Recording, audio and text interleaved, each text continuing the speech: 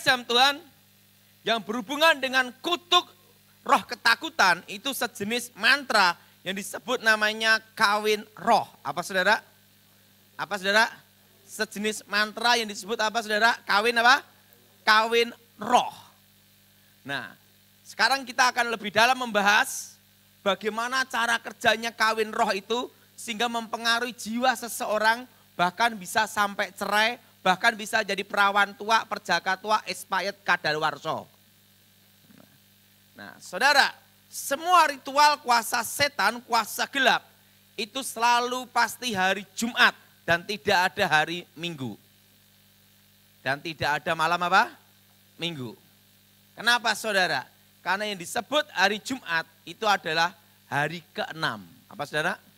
Nah, yang disebut Sabat Yahudi, hari ke-7 itu hari Sabtu. Makanya Advent itu kan hari ke-7. Hari apa? Sabtu. Nah, kalau kita orang Kristen, hari Minggu, hari kebangkitan Tuhan. Apa saudara? Hari kebangkitan apa? Hari kebangkitan Tuhan. Nah, tetapi yang disebut Sabat Yahudi, hari ke-7 itu hari Sabtu. Berarti hari yang ke-6 itu hari Jumat. Semua ritual kuasa gelap, kuasa setan itu selalu berhubungan dengan hari ke-6. Kenapa hari yang ke-6? Ingat, pada hari yang ke-6 Tuhan menciptakan manusia segambar serupa dengan Tuhan. Ngomong sama sebelahnya, kamu bukan monyet. Amin. Amin. Amin. Segambar dan apa saudara? Serupa dengan Tuhan. Saya beritahu tentang posisi. Ada suatu posisi yang sangat penting untuk saudara ketahui. Posisi yang pertama, ingat, yang paling awal dulunya, posisi yang paling awal dulunya adalah, yang pertama adalah Tuhan. Amin. Itu yang otoritas paling tertinggi. Itu adalah apa saudara? Tuhan. Nah, yang kedua itu malaikat. Malaikat pun itu terbagi 3. Nah, terbagi 3. Terbagi berapa, saudara? Terbagi 3. Nah, malaikat terkuat yaitu adalah Mikael. Jenderalnya Tuhan. Siapa saudara? Jenderalnya apa? Jenderalnya apa? Jenderalnya apa? Tuhan. Nah, setelah itu yang kedua, yang ketiga yaitu Gabriel. Yang kedua adalah Gabriel. Jadi posisinya Tuhan, Mikael, siapa? Gabriel, penghulu para malaikat. Ini ada 3 tingkat. Nah, ingat saudara. Dan yang keempat siapa? Lucifer. Siapa saudara? Tante Lucy. Lucifer itu yang keberapa? Nah, kalau di antara malaikat itu yang ketiga. Tapi ingat, Lucifer diciptakan Tuhan lebih mulia, lebih hebat, lebih dahsyat, melebihi yang lain. Jadi posisi keberapa ini? 4. Karena lebih mulia, lebih dahsyat. Dekat dengan Tuhan. Dekat dengan tempat kudus. Dan tahu banyak rahasia tentang Tuhan. Nah, karena tahu banyak rahasia tentang Tuhan, Lucifer ingin jadi Tuhan. Ibaratnya kalau pabrik, bikin pabrik dewi. Ngerti? Karena udah tahu banyak rahasia. Nah, tetapi ingat, Tuhan tahu. Dan ingat, Tuhan tidak memberikan pengetahuannya, rahasianya 100%. Maksimal 75%. Jaga-jaga murid murtad disikat, betul? Lucifer kalah. Tapi ingat, kalau dalam posisi malaikat, walaupun diciptakan adalah malaikat terkuat ketiga, tapi Lucifer diciptakan lebih mulia, melebihi malaikat-malaikat yang lain. Bahkan di kitab Yeskiel dikatakan diberi tempat kudus. Diberi apa saudara? Diberi tempat apa? Tempat apa? Kudus. Diberi tempat kudus. dijaga oleh para kerub. Nah saudara, kalau misalnya Glenn itu yang dampingi aja, yang jadi ajudannya, pengawalnya, itu pangkatnya kolonel, 2 kolonel, berarti Glenn ini minimal adalah menteri, betul? Betul? Betul? Tetapi kalau baju oranye pakai borgol dikawal, itu masuk KPK, betul? Nah, artinya apa? Ingat, Lucifer diberi tempat yang di tempat kudus. Artinya dia itu malaikat yang punya posisi tinggi. Kalau saya perhatikan, Lucifer itu secara hierarki bisa yang kedua loh saudara. Tapi ini hanya tafsiran. Kenapa? Mikael Gabriel aja untuk ngelawan Lucifer. Ingat saudara, mereka harus ngeroyok, betul? Ingat dalam kitab Daniel, waktu Daniel berdoa, Tuhan mengutus Gabriel. Di tengah jalan disabotase Lucifer. Gabriel kewalahan, minta tolong Mikael. Betul? Minta tolong kepada Mikael. Berarti Gabriel menghadapi Lucifer kewalahan enggak? Saudara, misalnya saya sama ini, sama-sama seimbang, bertarung berdua. Betul? Tapi kalau saya kalah kuat, perlu ngejak teman ngeroyok, betul lah? Artinya saya sama dia kuat mana? Kuat iya. Gabriel menghadapi Lucifer kewalahan. Minta tolong siapa? Mikael. Artinya siapa? Lucifer sama Gabriel gimana? Tafsir sendiri.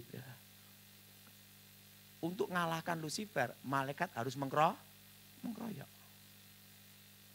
Jadi Lucifer ini punya kekuatan posisi mulia. Nah, kalah dibuang ke bumi. Dibuang kemana?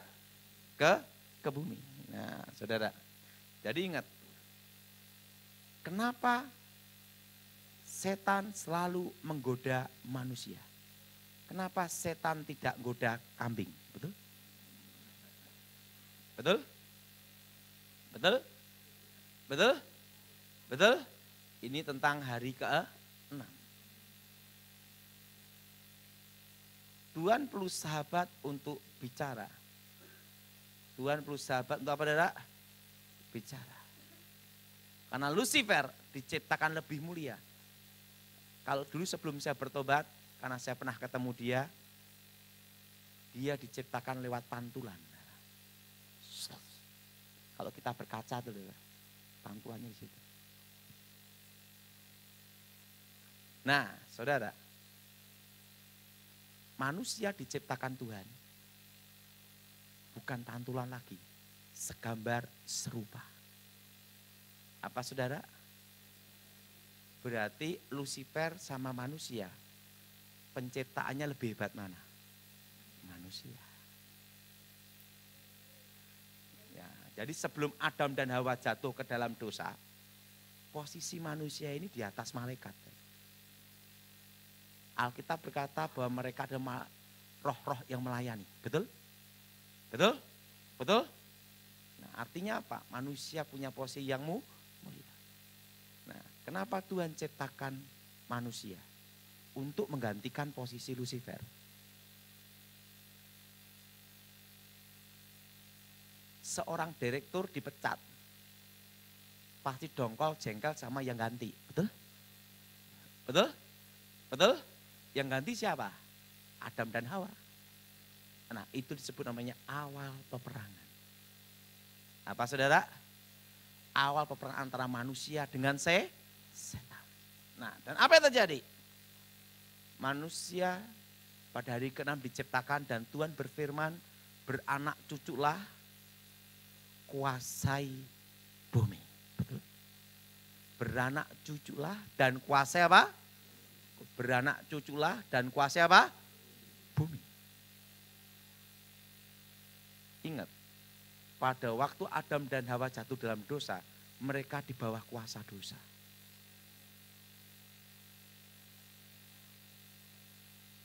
Di bawah kuasa apa? Maka Yesus perlu datang ke dalam dunia Untuk menyelamatkan manusia dari dosa.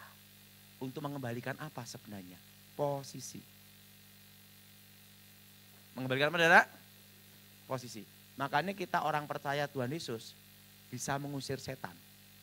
Itu malaikat kegelapan. Karena posisinya berubah.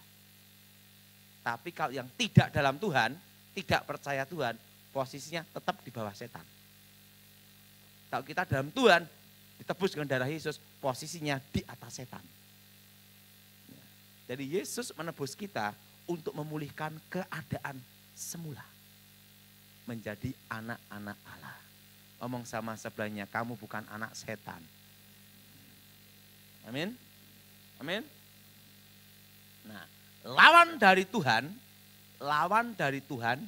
adalah setan. Lawan dari berkat adalah kutuk. Makanya setan menggunakan hari ke-6 untuk mengikat kutuk manusia. Makanya ritual kuasa gelap sekalipun di Eropa, di Timur Tengah maupun Asia, seluruh dunia hari Jumat, malam Jumat.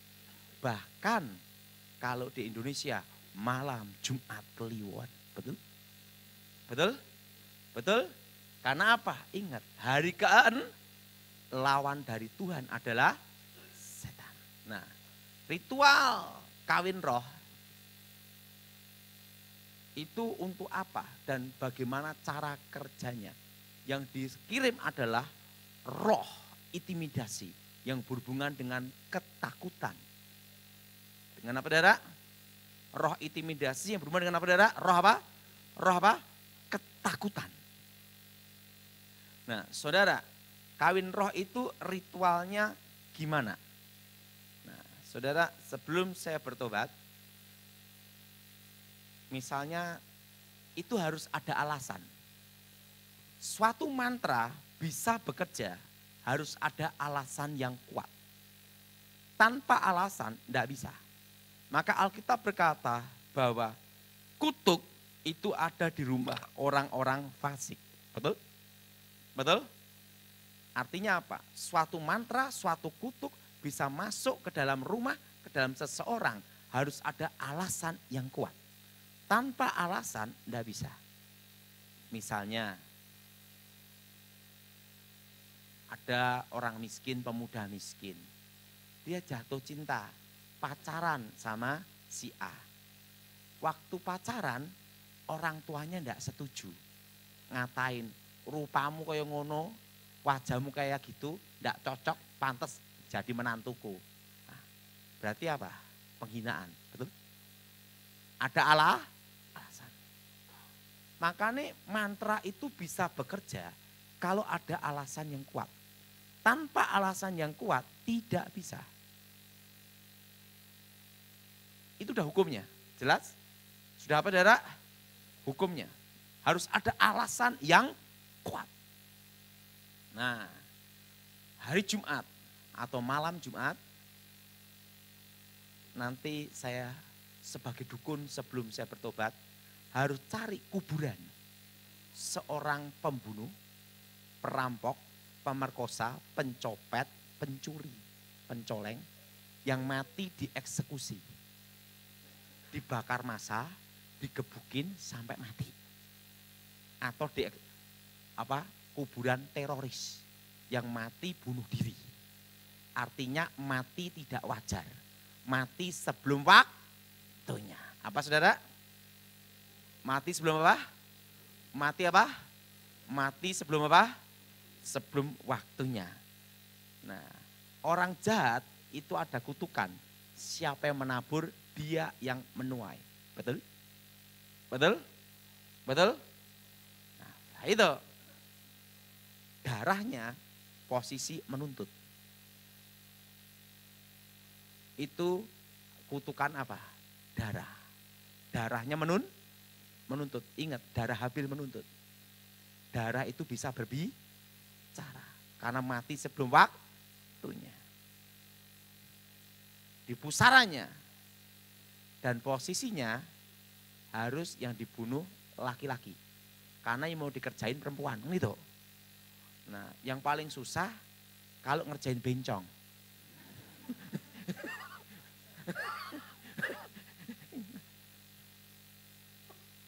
Saya itu sebelum saya bertobat itu masih ada beruntungnya. Belum ada pasien bencong minta tolong saya. Jadi saya merasa bersyukur juga. Kan bingung karena biasanya ilmu guna-guna itu untuk lawan jenis. Dan ini kok sesama jenis kan bingung mantranya gimana. Untungnya saya belum pernah nanganin kasus bencong. Minta tolong. Nah, ingat di kuburannya itu ada namanya kutuk kehancuran. Ada apa saudara? Kutuk apa? Kutuk kehancuran. Nah ini saya beritahu cara kerjanya. Bagaimana roh ketakutan itu akan berbentuk seperti apa. Nah setelah itu saya sebagai dukun sebelum bertobat harus dapat fotonya dulu. Foto perempuan yang akan dikerjain. Karena yang laki pasien saya. Nah, setelah itu foto, setelah itu bikin boneka. Boneka laki, boneka perempuan. Tidak ada boneka bencong. Nah, boneka laki, boneka apa? Perempuan. Nah setelah itu ditali, san kasih jarum, belak. Setelah itu dimantrai dulu, namanya mantra pengikat. Apa saudara? Taruh di mana? Di kuburan. Orang yang mati sebelum waktu dalam posisi jahat, ada kutuk namanya kehancuran. Kutuk apa saudara? Kutuk apa? Kutuk kehancuran. Darah yang menuntut. Nah, sebelum saya bertobat sebagai dukun, untuk membangkitkan darah yang berbicara itu. Darah yang menuntut. Dimantrai. Weng, juh, vitamin komplit. Nah, setelah itu, ingat itu bukan arwah orang mati. Tapi saya akan panggil roh yang mendampingi, roh setan yang mendampingi orang yang mati itu. Karena kalau orang mati dalam Tuhan langsung di Firdaus. Yang tidak dalam Tuhan ke dunia orang mati. Tapi dimanapun tempat, ingat setan itu ada. Yang saya panggil itu adalah roh yang mendampingi orang yang mati itu semasa hidupnya. Dibacain mantra. Rohnya masuk ke dalam boneka itu, darah yang berbicara itu dibangkitkan. Setelah itu dimantrai, dibuatlah ritual. Dibuat apa saudara? Dibuat apa? Dibuat apa? Ritual pada hari Jumat untuk mengutuk. Apa saudara? Apa saudara? Mengutuk. Ingat, apa itu kutuk? Ingat semua, kata-kata yang mengikat. Apa saudara? Kata-kata yang menyebabkan penderitaan, kesengsaraan, kehancuran, malapetaka, sampar perkabungan, penyakit, dan kematian abadi. Sebagai dukun saya akan sumpahin. Setelah itu diikat, dibikin ritual kawin roh. Dibikin apa saudara? Dibikin apa? Kawin roh. Dah. Itu nanti. Misalnya si A, si perempuan ini. Begitu dideketi laki-laki. Maka dia akan pertama. Ketakutan kehilangan laki-laki itu dibikin terlalu cemburu. Ingat, saudara punya istri terlalu cemburu, kepala pusing, betul? Betul? Betul? Saya ini bersyukur sama Tuhan. Saya punya istri itu lost. Kenapa? Saya mau pergi kemanapun tempat, ke Amerika, ke Australia, pokoknya pulang. saya itu ya saya ini ya bersyukur ya. Saya itu sebenarnya antara nikah sama tidak nikah tuh sama aja. Tetap bujang. Karena kemana-mana saya sendiri. Sama Pak Gilbert, waduh kemarin saya di Malaysia. Waktu Pak Gilbert sama istrinya menerima hadiah. Ini baju dari Malaysia ada kasih. Salaman semua ngeliat gini nih. Karena Pak Gilbert sama istrinya. Salaman. Pas giliran Dedi Guandi sama istrinya. Salaman suami istri karena ada yang mewakili. Satu ngasih suaminya, satu ngasih istrinya. Pas giliran saya kan sendiri. Jadi ngasih satu orang aja kan. Semua tepuk tangan semua ada.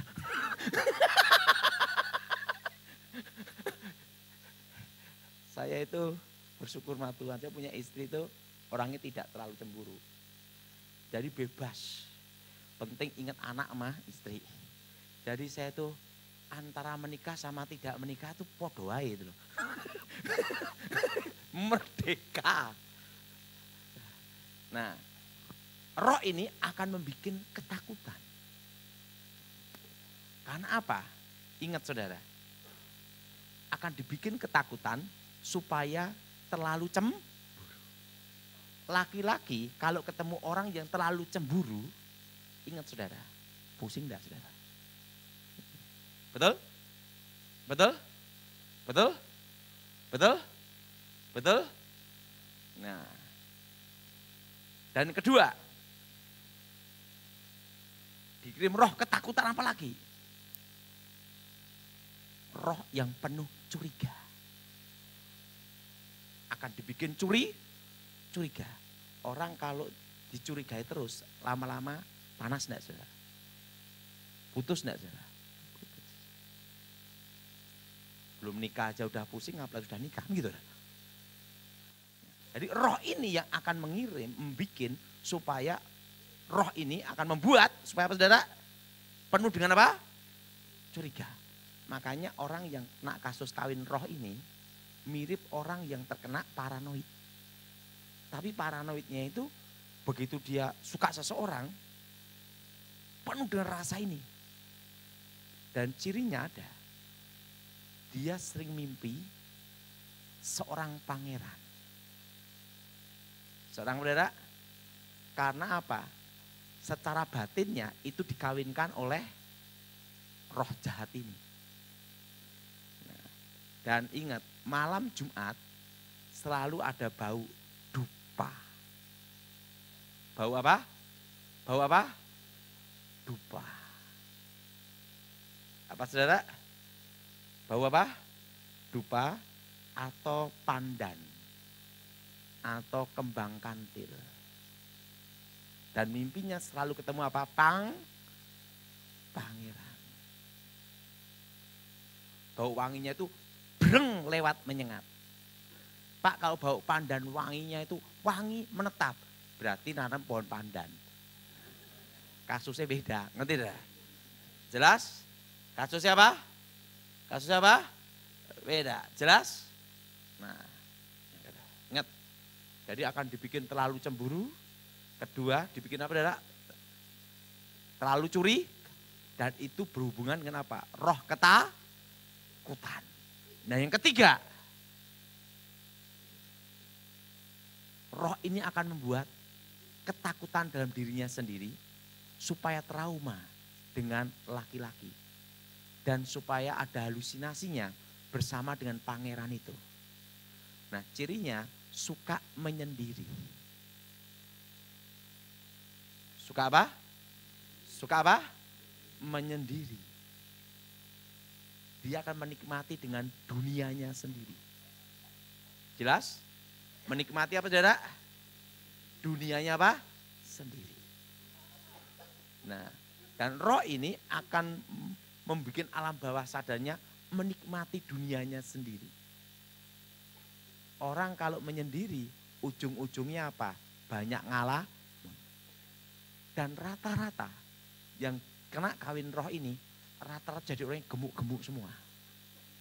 Karena roh ini akan bikin ngalamun dan otomatis suka ngemil. Betul?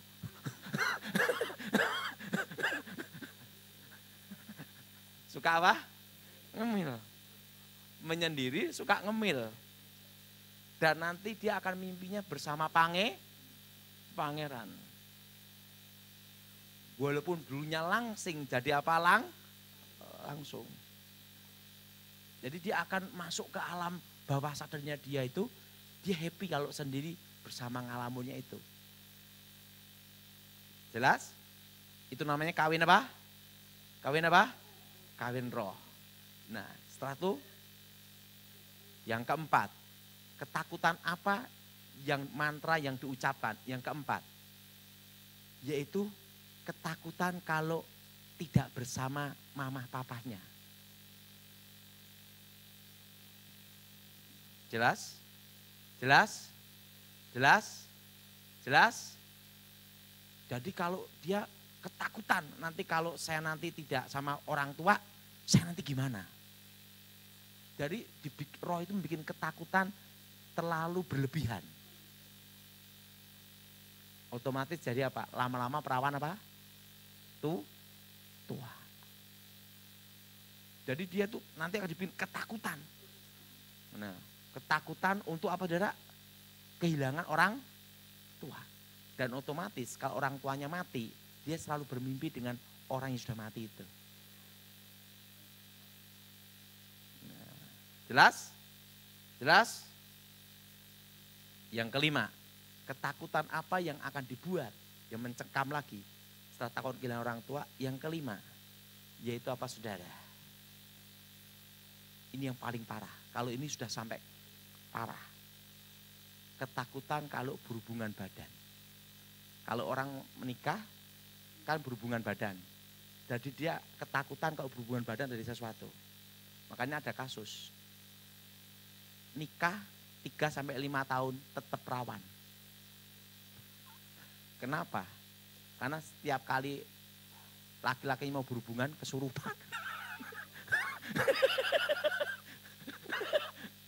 Itu bisa kejadian.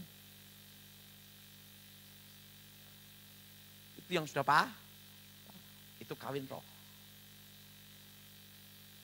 Karena apa? Roh ini akan menghantui, membuat dia takut, mencengkram jiwanya. Nah, hal-hal inilah yang membuat dia jadi perawan tua. Pak, kalau yang kena laki-laki gimana? Sama. Nanti sama perempuan dia terlalu curiga. Dia terlalu cemburu. Jadi roh ini akan membuat dia mencengkram jiwanya penuh dengan ketakutan. Lah saudara, perempuan yang mau mana?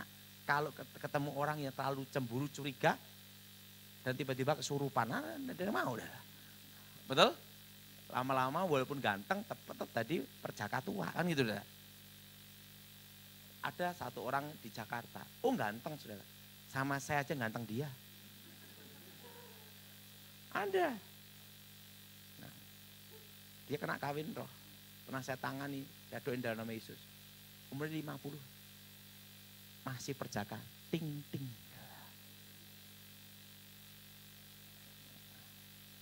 Hampir 50 lah. 50 ke bawah lah. 40 ke atas. Minta tolong ke saya. Pak, gimana ngelepasinnya ini? Belum nikah-nikah. Ya itu setiap kali mau menikah, putus. Dikerjain mengkawin roh ini. Nah, cara untuk mengalahkannya gimana? Betul? Karena ini bukan hanya sekedar memutuskan batin. Jelas? Bukan hanya sekedar apa, saudara? Memutuskan apa? Memutuskan apa? Batin. Bukan hanya sekedar memutuskan batin saja. Karena ini juga termasuk masuk ke dalam kejiwaan psikologi. Jelas? Karena roh itu merusak jiwanya. Yang paling susah menghadapi itu kalau sakit jiwa. Betul? Betul? Betul? Setelah kita doain lepas. Tapi untuk supaya jiwanya pulih itu perlu proses. Tapi langkah awalnya, saudara saya kasih tahu dulu. Yang pertama, harus diputuskan dulu ikatan batin alam kuburnya. Ingat, dia kan dikawinkan dengan alam maut. Harus diputuskan ikatan batin alamku kubur. Yang disebut kawin roh itu dulu. Harus diputus dulu. Selama ini tidak diputus, itu berbahaya. Untuk memulihkan kejiwaannya, tidak bisa. Nah nanti misalnya dideketi laki-laki, laki-laki kesurupan gimana? Artinya harus diputuskan dulu, batinnya dulu. Karena pada waktu ritual kawin roh, itu yang namanya boneka dua itu jadi suami istri diikat. Jadi ikatan batin. Nah ini harus diputus. Nah, cara mutusnya ingat semua. Harus disucikan dulu dengan darah Yesus. Ingat semua, darah Yesus sucikan tubuh jiwa rohku. Yang bersangkutan yang kena kawin roh itu harus ikut doa ini. Jelas? Jelas? Ingat semua, darah Yesus sucikan tubuh jiwa rohku. Dalam nama Tuhan Yesus, segala ikatan batin, kawin roh, kawin dunia arwah, dunia orang mati, kami hancurkan, kami putuskan, kami batalkan dalam nama Yesus. Darah Yesus bebaskan, darah Yesus putuskan segala kutuk, perjanjian, pernikahan, kawin roh. Batalkan dalam nama Yesus. Setelah langkah yang pertama, langkah pertama ini berhasil, cirinya ada. Yang bersangkutan tidak bermimpi pangeran itu lagi. Kalau itu laki-laki tidak bermimpi putri keraton lagi, ngerti tidak? Nah, itu yang kedua, membenahi jiwanya. Ingat, pembenahan jiwa ini yang memakan waktu lama.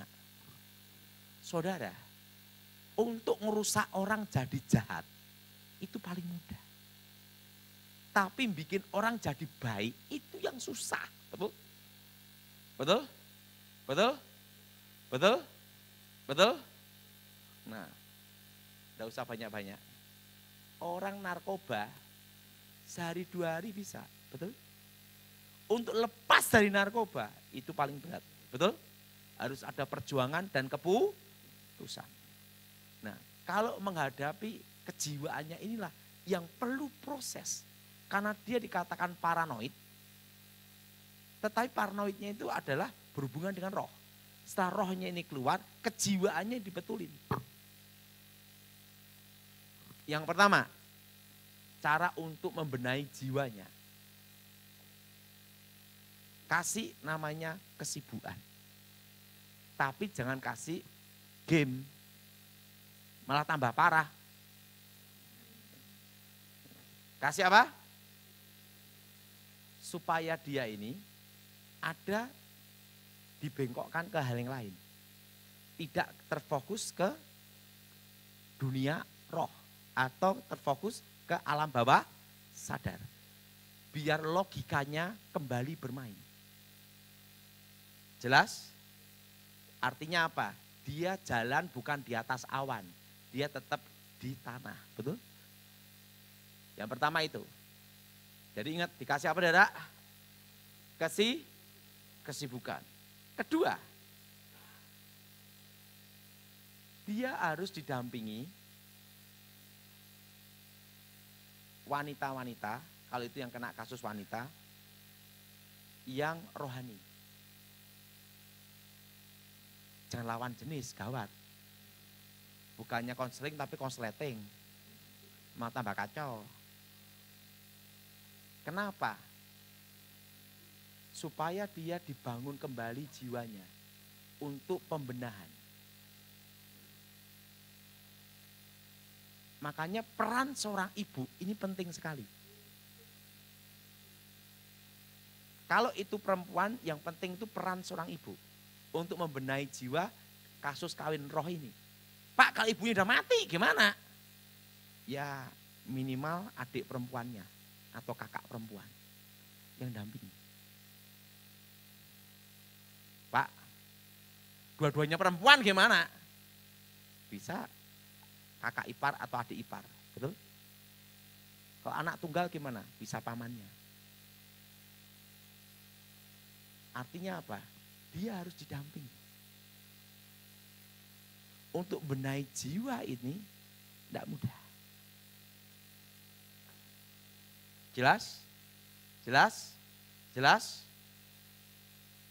Ditemani apa? Wanita-wanita yang sebisa mungkin sebaya. Bila perlu ibunya.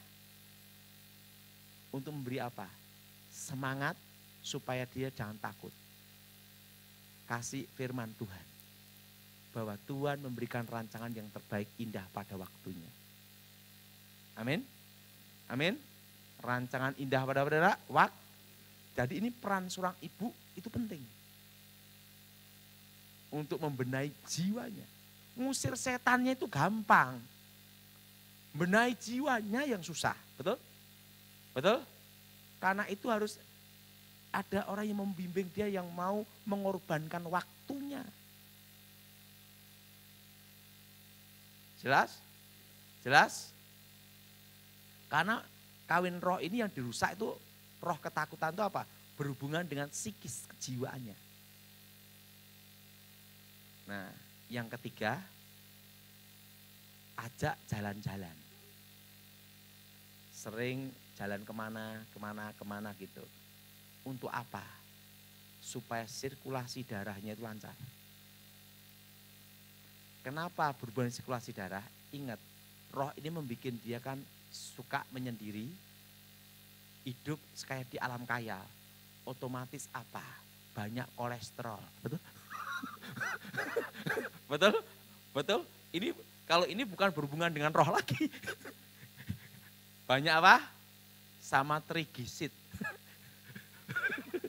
Betul? Sama asam Lah. Makanya kasus pelepasan itu tidak hanya sekedar hanya roh saja. Tidak. Harus benahi jiwanya. Kalau ngusir setan itu paling mudah. Betulinya ini loh. Saudara, kalau ngerobohin rumah itu paling mudah enggak ada? Mudah. Sehari bisa dibom, betul? Sejam itu, betul? Tapi bangunnya apa bisa sehari, betul? Yang ketiga, ya ini. Yang ketiga. Jadi dia harus apa saudara? Jalan kaki. Saya sarankan jalan kaki. Jangan tenis atau badminton. Kenapa? Lututnya belum siap. Karena penuh kolesterol, asam urat, trigliserid. Karena apa? Dia suka dan rata-rata yang kena kawin roh itu tambun-tambun. Gemuk-gemuk. Karena masuk ke alam halusinasi. Nah, diajak apa saudara? Jalan. Saya beritahu. Manusia diciptakan Tuhan. Itu adalah aktif dan gerak.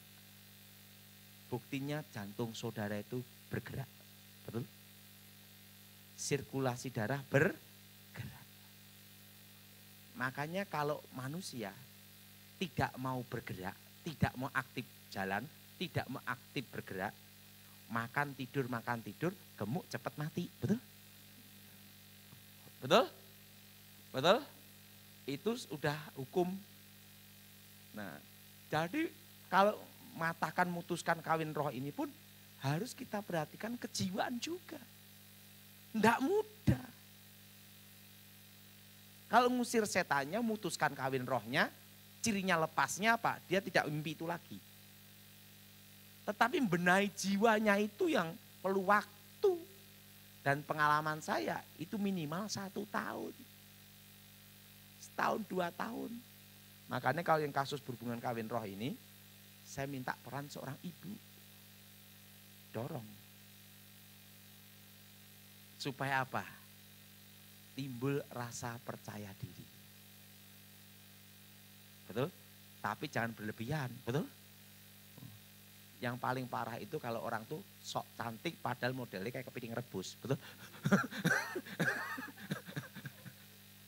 Betul? Betul? Nah, jadi ingat. Jadi peran seorang ibu itu penting sekali yang berhubungan dengan kawin roh itu. Dan yang keempat, suruh dia baca Alkitab. Baca apa? Nah, terutama ada di ayat mana, kan gitu. Nah, pengalaman saya dalam menerapi orang yang kena kasus kawin roh. Pertama itu Injil Yohanes. Ini supaya saudara nanti kalau menghadapi kasus kawin roh, saudara bisa Alkitab mana yang perlu dia pelajari dulu. Pertama Injil apa?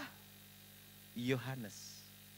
Nah, orang yang kawin roh ini baru lepas, jangan suruh baca terus kita bilangan, bingung dia. Ngitung terus. Memang itu harus dibaca.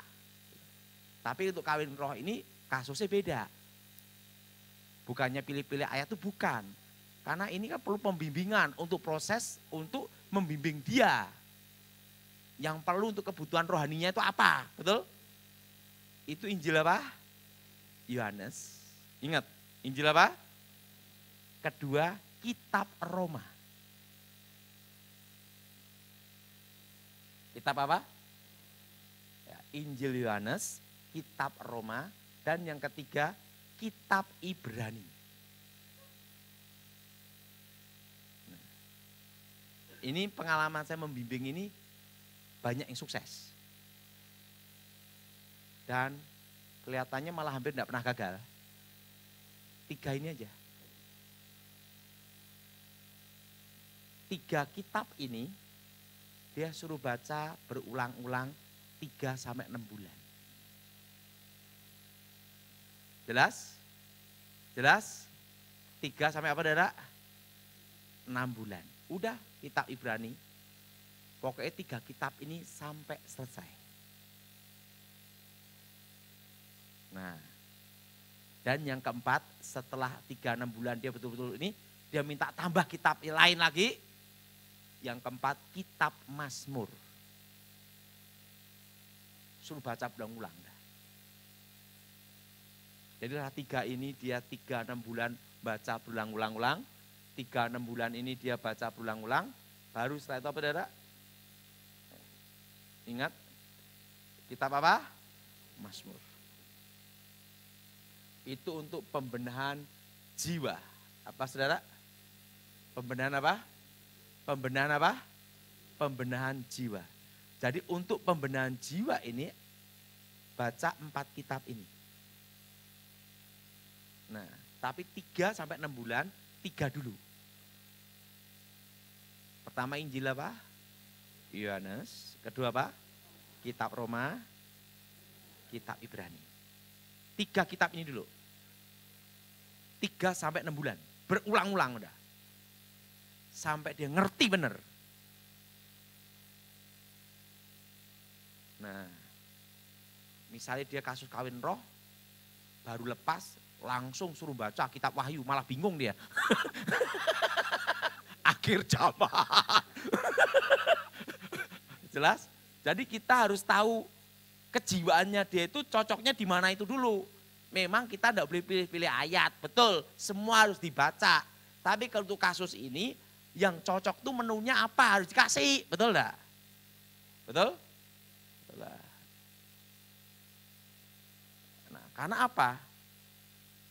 Orang ini kan ada namanya roh ketakutan, jadi menghindari hal yang berhubungan dengan pertumpahan darah perang. Kalau suruh baca kitab raja-raja sama kitab apa tuh raja-raja, sama kitab Samuel, kan perang terus, betul enggak? Malah jadi stres, betul enggak? Betul? Kalau sudah sembuh boleh. Ini kan untuk proses apa? Pemulihan jiwa. Kalau kita membaca Alkitab, Kejadian Wahyu bolak-balik harus itu. Tapi untuk kasus kawin roh setelah dia lepas, ini dulu 3-6 bulan suruh bolak-balik ini terus. Jadi bacanya dan dihindari juga dia game atau film yang berhubungan dengan kekerasan pembunuhan.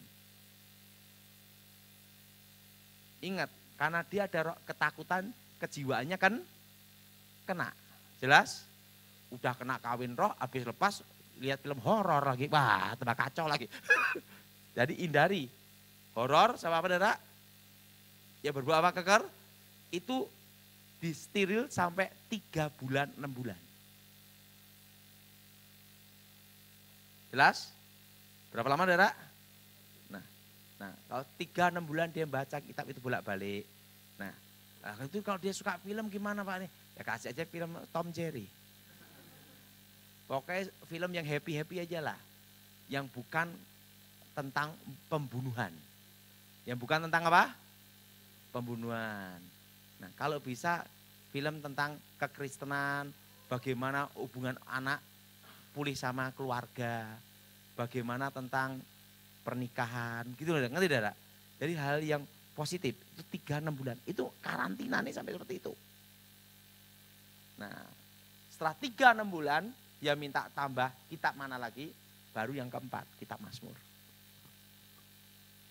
Nah 4 kitab itu bolak-balik 3-6 bulan, sampai itu genapnya 1 tahun. Sembuh.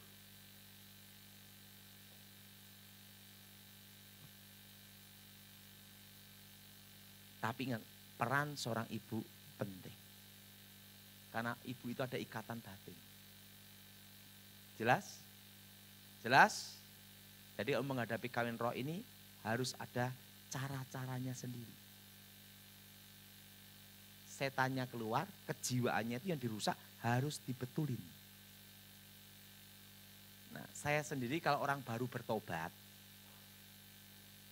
saya hanya nyuruh dia belajar bolak-balik 2 kitab toh. Kitab Roma sama Injil Yohanes. Udah itu toh. Bolak-balik sampai ngerti. Kalau orang baru bertobat, suruh baca 2 kitab ini dulu. Supaya dia tahu tentang kasih Allah, penebusan, anugerah Tuhan. Amin. Ingat, bukannya pilih-pilih ayat, tapi kita cari menunya yang tepat. Betul enggak? Supaya ngertinya lebih cepat, betul? Kitab apa saudara? Roma dan Injil apa? Yohanes. Nah, 2 kitab ini dulu kalau orang baru bertobat. Tapi kalau orang yang terkena kawin roh, 3 kitab. Ada kitab Ibrani. Nah, kalau dia nambah baru kitab 4 ini bolak-balik. Kalau udah 1 tahun, udah mulai proses penyembuhan, baru kitab Amsal. Supaya pinter enggak goblok. Jelas? Kitab apa? Nah setelah itu dia suruh baca semua kitab. Kejadian sampai ini. Jadi orang bertobat pun harus ada caranya supaya lebih mengerti cepat. Jadi orang baru bertobat suruh baca kitab apa? Injil Yohanes dan kitab apa? Roma. Ingat, di dalam Injil Yohanes dikatakan pada mulanya adalah firman. Firman itu bersama-sama dengan Allah dan firman itu adalah Allah. Ingat, sekarang kan baru ribut. Lucifer sama Yesus pangkatnya sama atau beda? Adam dengan Lucifer pangkatnya beda atau sama? Beda. Ingat, 1 pantulan itu Lucifer. 2 dibentuk Allah. Gambar rupa. Yang ketiga, firman jadi manusia. Ingat, makanya saudara jangan salah tangkap. Allah menjelma jadi manusia, itu salah. Arti menjelma Itu arti menjelma itu seperti ini. Saya dewa, misalnya dewa ketawa. Mau nemui dia, saya berubah wujud jadi kakek-kakek. Saya bicara sama dia, ngasih pesan dia untuk suatu perang. Nah setelah ngasih pesan ini, saya kembali ke wujud asli sebagai dewa. Itu namanya menjelma. Arti menjelma itu menjadi sesuatu dan kembali ke wujud asli. Jelas? Jelas? Nah, kalau arti menitis beda lagi. Jadi dari bayi, kakek neneknya terlibat kuasa gelap masuk ke rahim ibunya. Sejak dalam kandungan, roh itu masuk dalam kandungan dalam bayi. Itu namanya menitis. Jelas? Jelas? Kalau dulu sebelum saya bertobat, enggak usah banyak-banyak. Oscar tahu itu, yang di Solo, itu sampai detik ini masih ada orang kebatinan. Orang itu orang keraton. Kalau ngomong sama saya, dia itu walaupun saya ngomong acem apa aja, dia nurut. Karena dia itu nganggap saya itu titisan dewa. Loh benar itu tanya juga.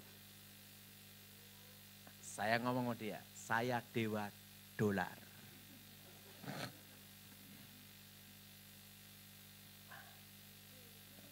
Kenapa dia ngomong gitu? Satu kali saya ke rumahnya dia. Wah rumahnya itu banyak jimat-jimat pusaka-pusaka. Nah langsung dia ngeliat gitu. Itu orang keraton. Itu Raden ya, itu sekarang ya. Masih Raden ya. Masih Raden itu. Dia orang kebatinan spiritual.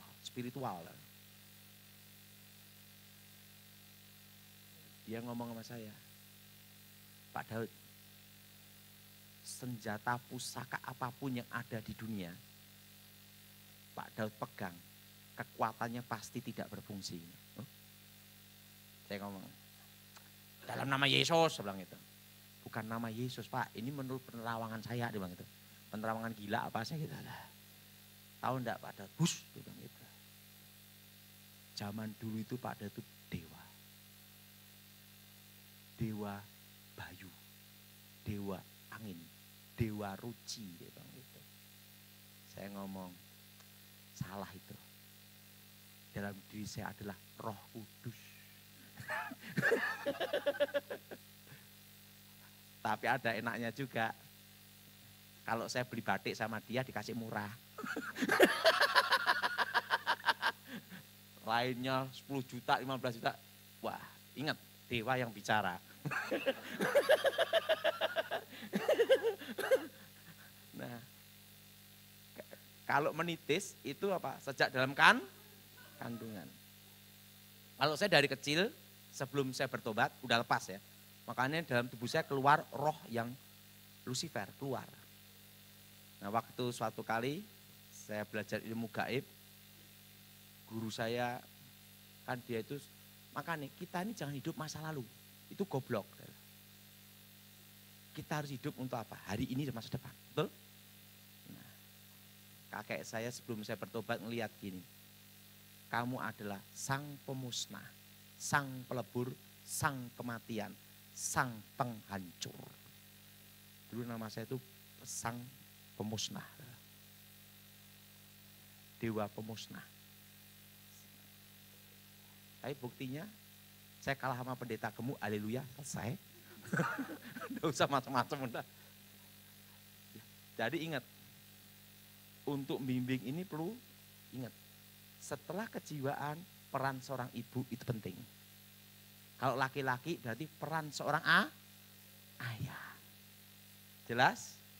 Ingat, kalau udah ini itu bukan kasus roh lagi. Membetulkan jiwa yang rusak.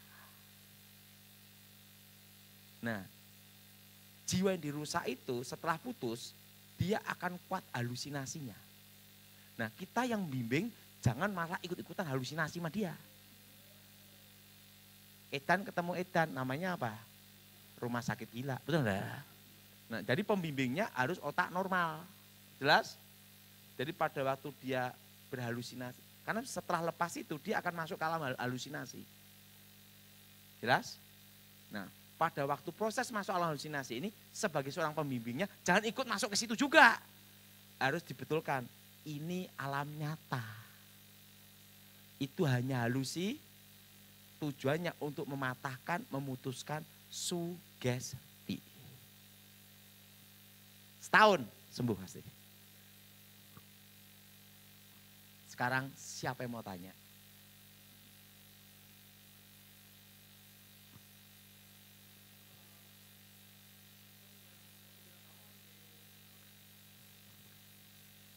Selamat malam. Ini Pak yang mau saya tanya, kan kalau di kuburan kan banyak roh pendamping yang semasa orang hidup. Nah pertanyaan saya teh, Cara milihnya gimana gitu? bukan, Itu kerjaannya dukun. kalau di tempat pemekaran abu apa banyak roh pendamping? Terus kalau di rumah penitipan abu juga apa ada? Terus kalau di tempat di tenggelamannya abu bersih guci, sama di tempat sama di laut atau sungai yang tempat menabur abu jenazah, apa banyak roh penunggu ya? Ada. Roh pendamping? Banyak. Karena roh pendamping itu bukan roh pendamping, itu adalah roh penggoda sebenarnya. Itu roh setan yang menyamar. Dimanapun tempat banyak. Ingat, di dalam diri kita orang percaya tidak boleh ada pendamping setan. Yang ada hanya malaikat. Amin. Jelas? Itu roh pendamping itu berhubungan dengan kebatinan. Kalau orang belajar ilmu gaib, kuasa gelap. Jelas? Oke, lagi.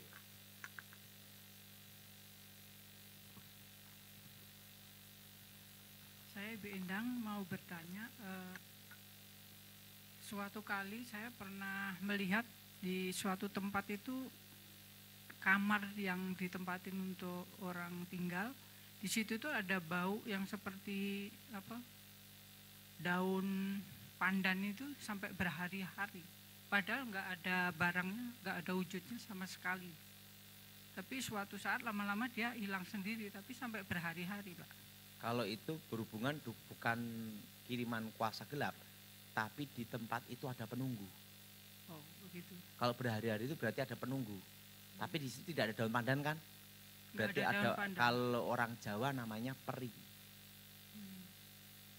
Baunya itu nyengat sekali sampai kita deket aja rasanya sampai seperti Usir memuntah. dalam nama Tuhan Yesus. Oh, Nah, tapi penampakan roh itu jarang bau durian tuh.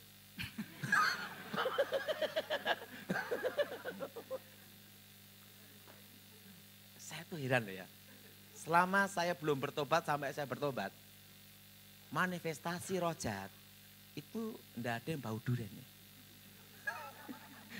Yang ada tuh selalu bau kembang kantil, bau mawar, bau apa? Daun pandan, melati.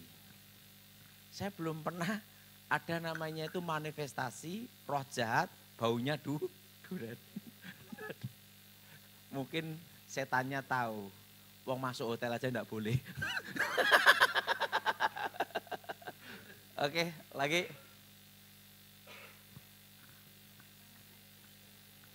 Malaikat, ya terima kasih.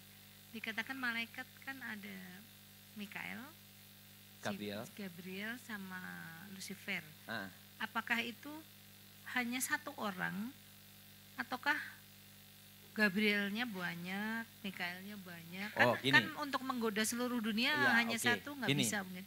Mikael itu adalah jenderalnya Tuhan. Di bawahnya Mikael itu banyak sekali malaikat. Enggak, beda-beda.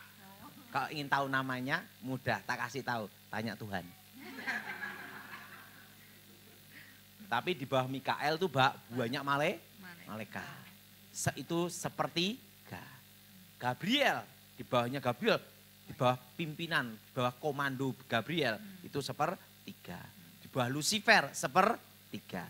Nah, jumlahnya malaikat itu kalkulator aja bisa hilang. Nah, coba hitung sendiri.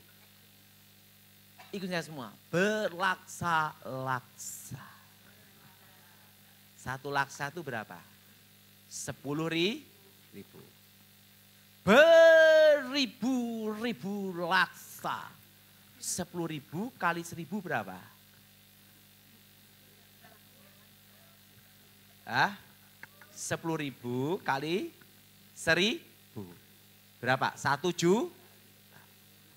10 berapa? Saya matematika enggak lulus babnya. Berapa? Nih, berlaksa-laksa, beribu-ribu laksa. Berarti 10 juta. 10 juta kan ya? 1.000 kali 10.000. Saya bentar. Berlaksa-laksa 10.000, beribu-ribu laksa. Artinya 10.000 kali 1.000 berapa? 10 juta. Setelah itu berpuluh-puluh laksa.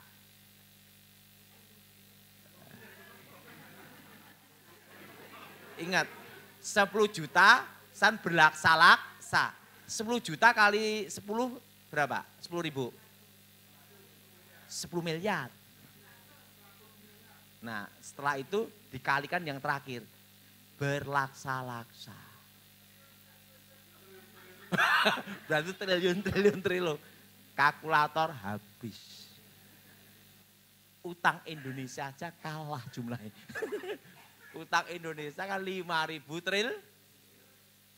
Nah, itu berapa triliun? Berarti coba dihitung. Sekali lagi ya, terakhir. Penasaran saya. Berlaksa-laksa itu 10, beribu-ribu laksa. 10.000 kali 1.000 berapa? 10 juta. Setelah itu berlaksa-laksa. 10 juta kali 10.000.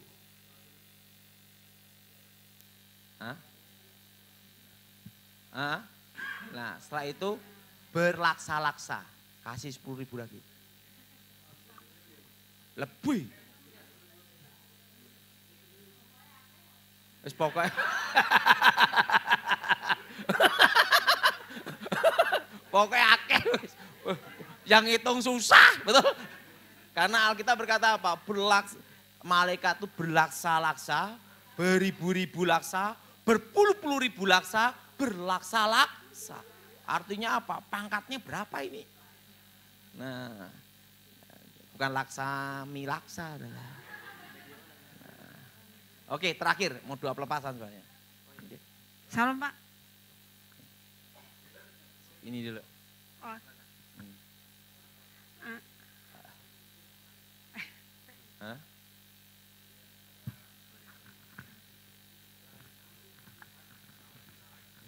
Itu gimana Pak? Gimana? Ada orang yang disantet, nyembuhinnya dalam tahap penyembuhan tuh terus-terusan ada serangan, itu lepasinnya gimana? Oh, berarti itu jenis santet tingkat menengah. Kalau tingkat menengah itu waktu hamba Tuhan datang, setannya keluar. Waktu hamba Tuhannya keluar, setannya datang. Itu santet tingkat menengah, ini santet tanpa jejak, ini serang kejiwaan langsung, alam bawah sadar. Nah, itu yang bersangkutan harus diajar melawan sendiri. Pasien bikin koma, berarti harus ada pendoa yang mendoakan, didoakan dalam nama Yesus, itu ada di 3 titik. Titik pertama ini.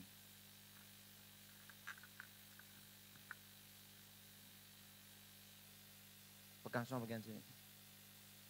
Bukannya gini, lain. Kenapa sini? Ingat, orang kalau belajar kuasa gelap pasti meditasi. Meditasi itu berhubungan konsentrasi bagian sini. Jelas? Termasuk hipnotis, itu kelemahannya sini. Kalau orang mau hipnotis saudara, pegang bagian sininya, plek, dia ke hipnotis sendiri. Coba mau pegang gini. Nah, setelah itu kalian ganti ngomong, mana duit kamu? Gitu. Nanti setelah dapat duit ingat komisi. Ingat pegang sini. Jadi kalau orang hipnotis itu kelemahannya di sini. Makanya kalau ada orang mari lihat saya. Gini. Plak pegang ini aja. Plak. Dia langsung gini. Itu ilmunya kan dari mata ke sini dulu, pusatnya di sini. Begitu kena sini plak, dia hipnotis sendiri. Senjata makan tuan. Ini lah, pegang sini. Ini lah. Nah, orang yang ahli hipnotis paling takut kalau orang tahu kelemahannya di sini. Digini aja. Begitu di plak gitu, langsung dia langsung tek, hipnotis sendiri gini. Buktikan aja. Nanti setelah itu ganti gini, mana dompetmu? Setelah itu kedua ingat komi. Nah itu ingat pegang sini. Kedua sini, jantung. Karena semua kekuatan gaib, kekuatan mistik, termasuk santet, masuk tubuh manusia, mengikuti peredaran darah. Dan terpusat ada di jantung. Jelas? Ketiga bagian sini, pusar. Karena manusia sebelum lahir hidup di tali pusatnya, kan gitu, di rahim. Nah kalau kembali ke asal namanya. 1, 2, 3. Darah Yesus hancurkan segala kutuk, darah Yesus hancurkan mantra, darah Yesus hancurkan segala jimat. Pegang 3 titik ini, selesai. Sekali lagi. Pak, saya mau tanya Pak, ini banyak orang bicara aja sampai saya bingung Pak ya. Ini apa? Kalau Tuhan memanggil kita itu dengan jalan yang tidak menyakitkan atau gimana Pak? Kan soalnya ada yang meninggal ketabrak, ada yang itu. Nah itu jadi yang dipanggil Tuhan itu yang sebenarnya itu yang melalui jalur apa atau sama aja? Gini ya, apapun model kematian apapun, entah kebom, entah ketabrak, entah kelindes kereta api, sampai penyet dari tempe goreng, itu tidak mempengaruhi surga dan neraka. Yang mempengaruhi surga dan neraka adalah imanmu kepada Tuhan Yesus. Sekalipun mati kecelakaan, tapi hidup dalam Tuhan mati, tetap langsung ke Firdaus. Nah, saat itu juga, detik itu juga. Dan kalau yang tidak dalam Tuhan, langsung dunia orang menunggu hari penghakiman. Kecuali bunuh diri. Pasti ke neraka. Kalau yang digorok sama ISIS, itu gimana Pak? Nah, kalau dia percaya Yesus, langsung Firdaus. Walaupun nggak ada pengaruh. Jadi jangan takut sama ISIS Pak ya? Saya beritahu, yang ditakuti orang itu bukan mati. Waktu setengah mati. Siapa yang setuju angkat tangan? Betul? Betul? Ya coba terakhir ya.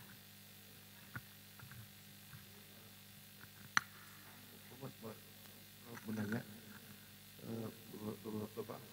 beberapa hari sebelum almarhum saya meninggal, di siang hari sebelum beberapa 2-3 hari sebelum saya meninggal, di atas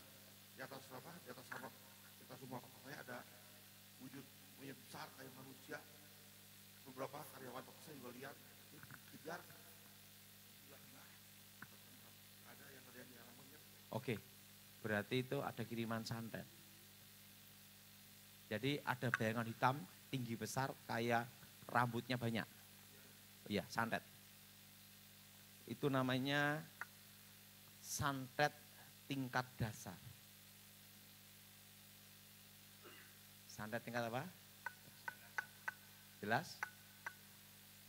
Mari kita bangkit berdiri. Oke? Nanti yang sebelah sini tak doain ya. Saya tahu dah. Tadi Bapak bilang katakan ada halusinasi, terus bisa kaitannya dengan kejiwaan. Terus sebagai kami sini semua jemaat atau orang Kristen, bisa nggak diri kami sendiri ini membedakan diri kami ini lagi kerasukan oleh iblis, setan, teluh, santet, atau ini masalah terkait dengan tadi halusinasi, kejiwaan. Terus itu diri sendiri. Terus yang lain bisa nggak mengetahui, membedakan orang ini sedang kerasukan atau orang ini sedang halusinasi atau akar kepahitan. Oke, ngerti. Gitu. Terima kasih. Nanti kalau yang bagian sini tak doain. Ada yang ngikuti sebabnya. Gini ya, saya kasih tahu. Itu pentingnya minta sama Tuhan karunia membedakan roh.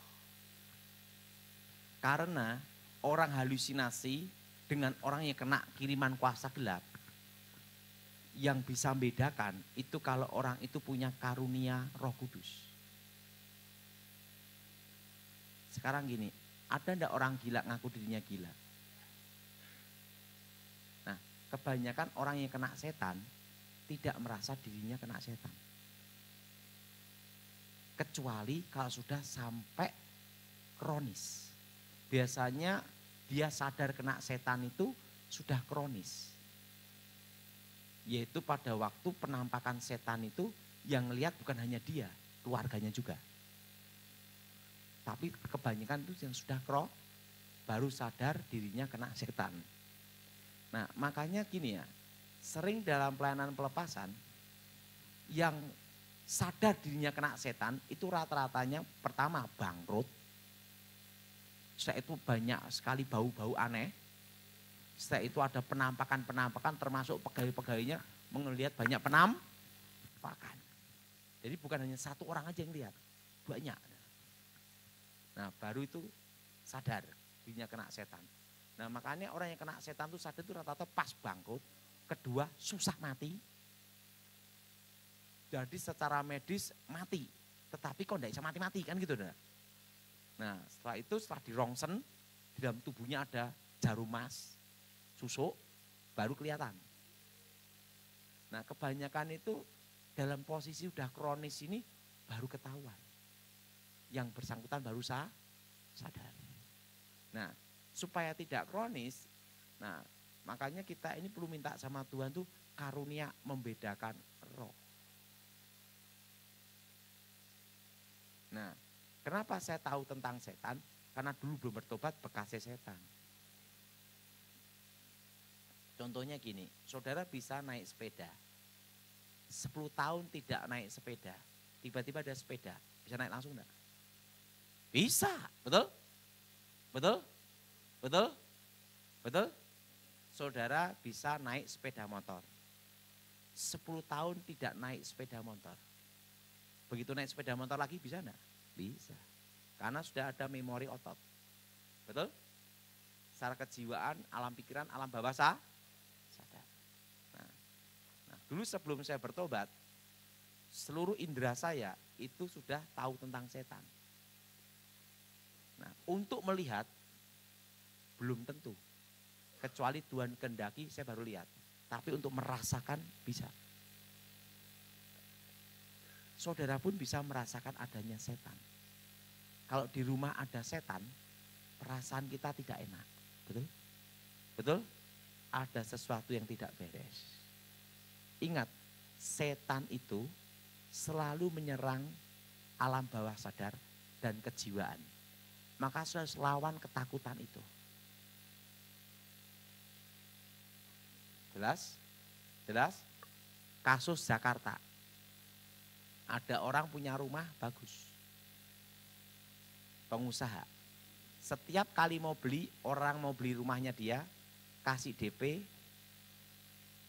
batal. Sampai yang punya rumah dapat banyak DP. Tapi yang punya rumah takut nempatin rumah itu. Karena banyak setannya. Saya ngomong sama dia. Ngapain takut? Wong kita anak Tuhan. Roh dalam diri kita lebih saya doain dalam nama Yesus, setan keluar. Begitu setannya keluar, aku seminggu kemudian. Enggak usah banyak-banyak. Oscar tahu persis itu. Nah, Saya tidak sebutkan namanya. Ada seorang ibu, itu beli rumah. Siapapun yang nempatin rumah itu bangkrut. Ya. Sampai bandar judi pun beli situ bangkrut. Pengusaha pun bangkrut. Nah, ibu ini jual rumahnya susah sekali. Ya ya. Saya ngomong, tenang Bu, kita doa. Dalam nama Yesus setan keluar. Ingat, ini kasus, ini pengalaman bukan doktrin. Saya bagikan ke saudara. Ibu ini doa, saya doa dalam Yesus, setan keluar. Langsung laku. Setannya langsung keluar. Saya ngomong sama ibu ini, Bu, kalau nanti yang beli rumah ini orang yang bukan dalam Tuhan, setannya balik lagi. Karena udah bukan punya ibu, apalagi dia ngundang-undang setan. Udah setannya dulu mau balik, tambah double lagi, betul? Setannya dia juga gitu. Ya udah, aku dibelilah sama bandar judi ya karya. Tidak lama bangkrut. Lagi, tinggal siapa bangkrut. Nah. Oh udah 4 kali bangkrut semua ya. 4 kali bangkrut semua. Nah, jadi saudara kalau punya rumah, jangan takut. Selama saudara anak Tuhan, ada kuasa Tuhan di dalam diri saudara. Ingat, Alkitab mengatakan bahwa setan itu adalah demon. Betul? Arti demon itu dari bahasa apa? Demonstrasi. Makanya orang demonstrasi hati-hati. Betul? Betul? Kalau orang suka demo-demo hati-hati. Dekat dengan demon. Betul? Nah, ya, hati-hati. Nah saudara, setan itu selalu suka teror. Supaya saudara tidak bisa menikmati hidup saudara. Tidak usah takut. Roh dalam diri kita lebih besar. Ingat, kalau kita ngomong setan, jumlah setan itu kan kalau dia bisa triliun kan. Nah, di mana-mana ada setan. Nah, kalau rumah itu ada setan, apa saudara ngalah sama setan? Setannya diusir keluar, yang punya rumah saudara, betul? Biar setannya cari tempat lain, betul? Betul? Betul? Dalam nama Tuhan Yesus, betul? Ngapain takut? Jelas? Ya. Udah jam segini, jam 9. Oke, berdiri.